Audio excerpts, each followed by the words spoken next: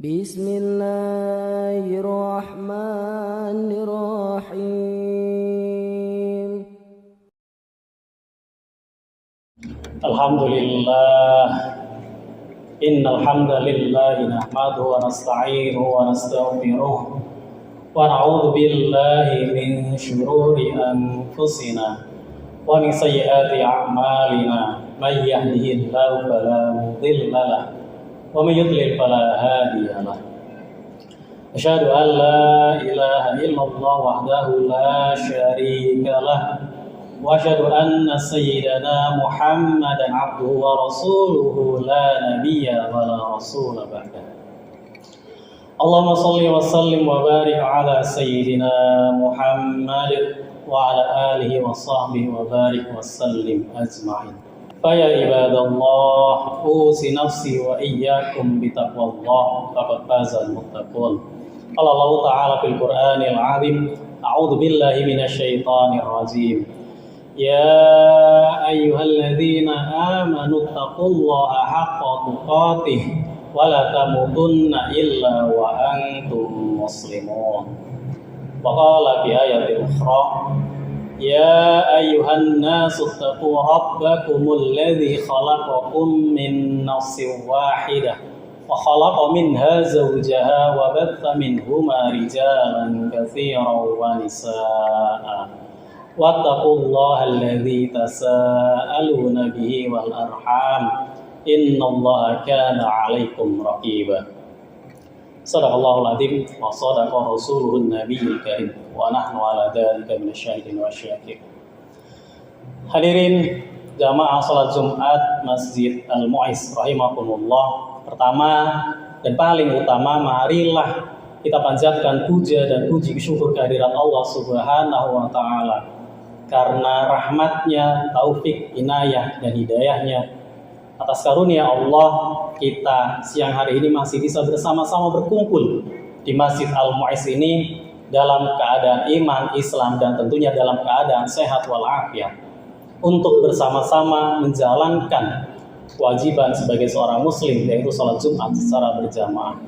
Itu semua tak lain tak bukan adalah karunia yang patut kita syukuri dari Allah Subhanahu wa ta'ala. Sholawat teriring salam marilah kita limpah curahkan kepada suri tauladan kita, panutan kita, idola kita, baginda Kanjeng Nabi Muhammad sallallahu alaihi wasallam. Mudah-mudahan kita termasuk umat beliau yang kelak bisa mendapatkan syafaatnya di yaumil utmah. Amin ya Allah ya rabbal alamin. Hadirin jamaah salat Jumat yang dimuliakan oleh Allah Subhanahu wa taala, berdirinya khatib di sini tak lain tak bukan untuk mengingatkan, khususnya khatib pribadi, seraya mengajak kepada jamaah sekalian, marilah senantiasa kita tingkatkan iman dan takwa kita kepada Allah Subhanahu wa taala dengan sebenar-benarnya iman dan juga dengan sebenar-benarnya takwa. Karena al-imanu yazidu wa yanqus, iman itu terkadang naik juga terkadang turun. Maka senantiasa kita tingkatkan amalia ibadah kita untuk menjaga iman kita senantiasa bertambah kepada Allah Subhanahu wa taala. Juga untuk meningkatkan takwa kita, marilah kita jauhi perbuatan-perbuatan yang dilarang oleh Allah Subhanahu wa taala dan senantiasa kita laksanakan perbuatan-perbuatan amalia ibadah yang diperintahkan oleh Allah Subhanahu wa taala, supaya kedudukan kita di antara hamba-hamba yang lainnya di sisi Allah Subhanahu wa taala menjadi lebih baik, menjadi meningkat di sisi Allah Subhanahu wa taala. Sebagaimana difirmankan, inna akramakum indallahi atqakum. Sesungguhnya yang paling mulia di sisi Tuhannya ialah yang paling bertakwa. Hadirin jamaah salat Jumat yang dimuliakan Allah Subhanahu wa taala, beberapa hari ke depan kita akan masuk ke dalam bulan Zulhijjah. Bulan Zulhijjah, bulan yang di dalamnya identik dengan pelaksanaan ibadah haji. Ibadah haji sebagaimana kita ketahui merupakan rukun Islam yang kelima yang wajib kita laksanakan bagi yang mampu.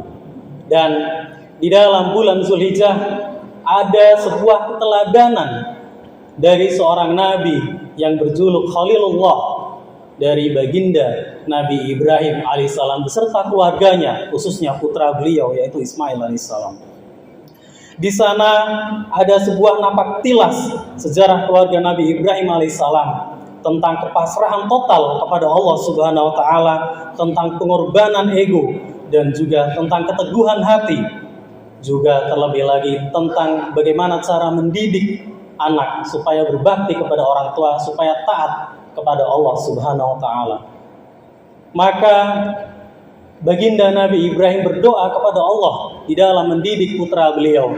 Maka doa Nabi Ibrahim tersebut Allah abadikan di dalam Al-Quran surah Ibrahim ayat 37 sampai dengan ayat 41, di mana di dalam doa-doa tersebut kita bisa mengambil pelajaran tentang bagaimana kita mendidik anak-anak kita mendidik putra-putri kita meneladani dari doa baginda Nabi Ibrahim tersebut.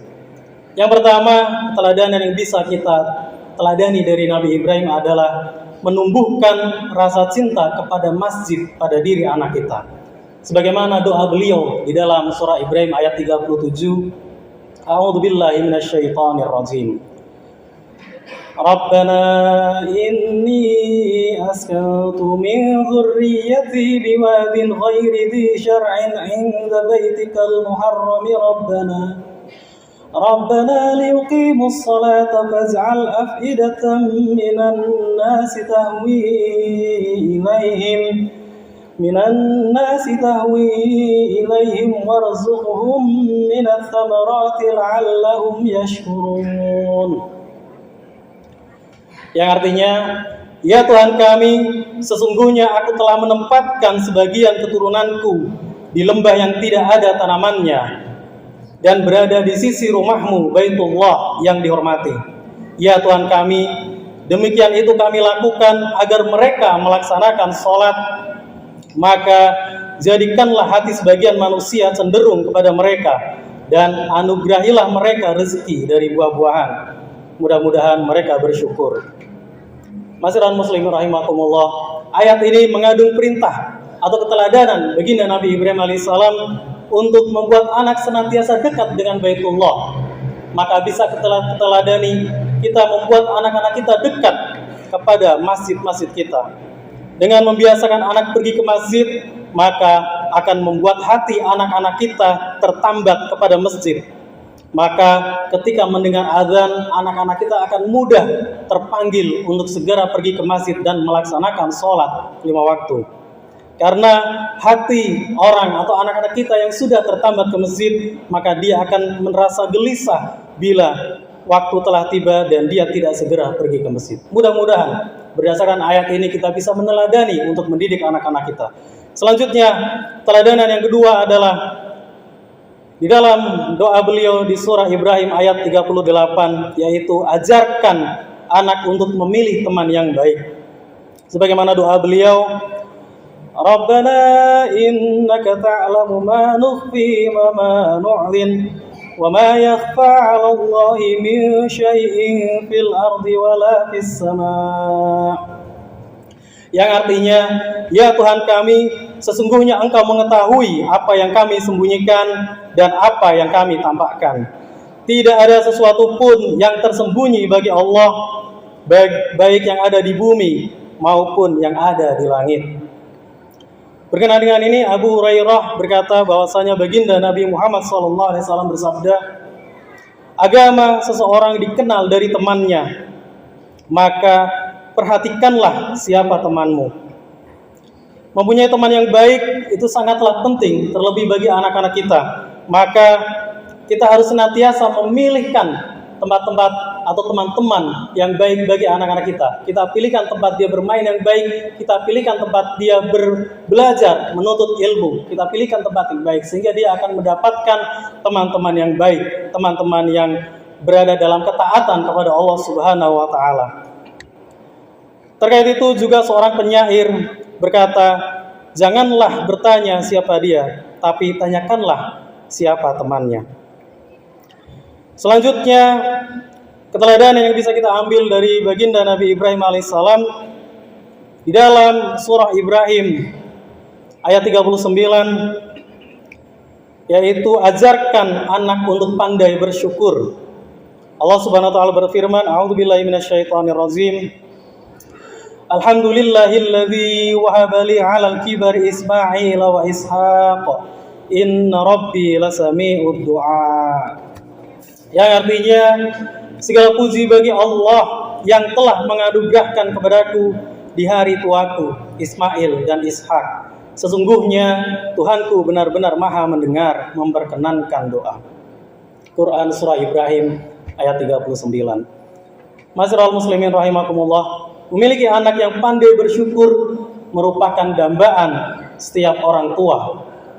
Karena Allah juga mengingatkan di dalam ayat yang lain bahwa hamba yang pandai bersyukur maka Allah akan menambah nikmat baginya.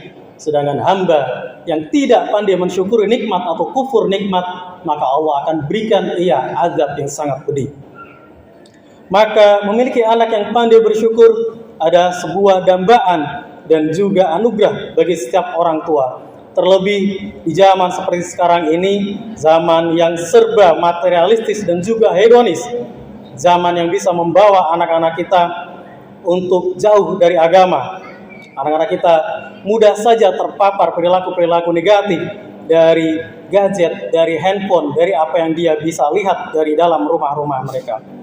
Maka membuat anak muda tergoda menuntut orang tuanya untuk memberikan materi yang berlebih sesuai dengan gaya hidup di zaman sekarang. Maka memiliki anak yang bersyukur terhadap pemberian orang tua pasti akan membuat orang tua merasa bahagia, membuat orang tua menjadikan anak yang menerima pemberian dari orang tuanya dengan senang hati, dengan penuh syukur, dan tidak menuntut hal-hal yang berlebih yang sehingga membuat hati orang tuanya merasa tidak nyaman. Ma'asyiral muslimin rahimakumullah, selanjutnya yang keempat yaitu ajarkan anak untuk sholat sebagaimana doa Nabi Ibrahim di dalam surah Ibrahim ayat 40. Rabbi ja'alni muqimas sholati wa min dzurriyyati rabbana wa taqabbal du'a. Yang artinya, ya Tuhanku, jadikanlah aku dan sebagian anak cucuku orang yang tetap melaksanakan sholat. Ya Tuhan kami, perkenankanlah doaku.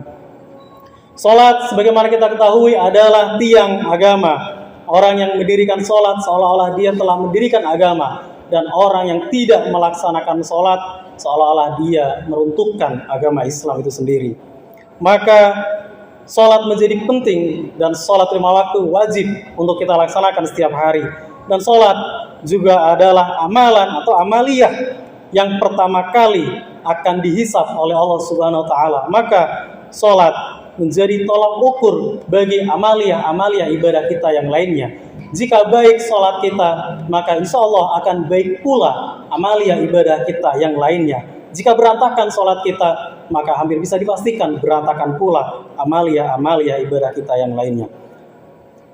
Berkenaan hal ini, baginda Nabi Muhammad SAW juga bersabda dalam hadisnya yang diriwayatkan oleh Abu Daud, "Muru auladakum bis shalah wa hum abna'u sab'i sinina wadribuhum 'alaiha wa hum abna'u 'ashrin wa farriqu bainahum fil madaji."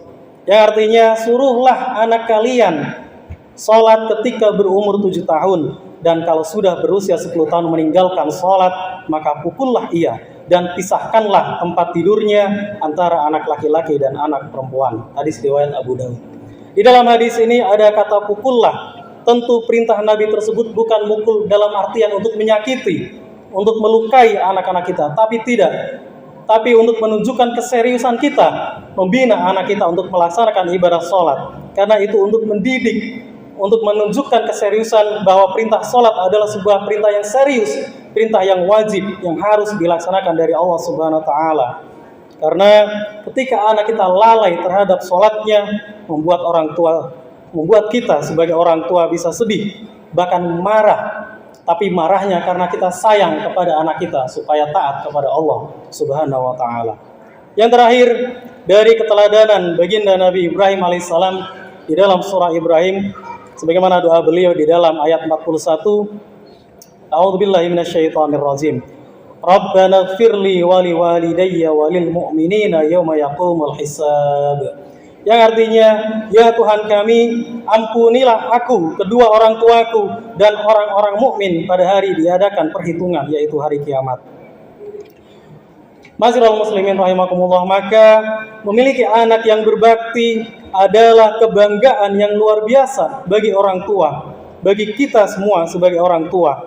Karena anak yang berbakti, anak yang soleh juga oleh Nabi disabdakan merupakan salah satu amalan atau ganjaran atau jariah kita setelah kita meninggal, yaitu salah satunya dari doa anak yang soleh. Maka sangat penting bagi kita untuk mendidik generasi-generasi putra-putri kita untuk menjadi putra-putri yang soleh dan soleha. Demikianlah apa yang David Khatib sampaikan merujuk kepada doa baginda Nabi Ibrahim pada Quran surah Ibrahim ayat 37 sampai dengan 41. Semoga putra-putri kita, anak-anak kita, sebagaimana diteladani oleh baginda Nabi Ibrahim mendidik anak, bisa menjadi anak-anak yang soleh dan juga soleh. Amin ya Allah ya Rabbal Alamin. A'udzubillahi minasyaitonirrajim. Bismillahirrahmanirrahim. Wal 'asri innal insana lafi khusrin illa alladziina aamanu wa 'amilus solihati wa tawassaw bil haqq wa tawassaw bis sabr. Barakallahu li wa lakum fil Qur'anil 'azim wa nafa'ani wa iyyakum bima fihi minal ayati wa dzikril hakim. Aqulu qawli hadza wa astaghfirullaha li wa lakum wa li sairil muslimina min dhanbi fastaghfiruhu innahu huwal ghafurur rahim.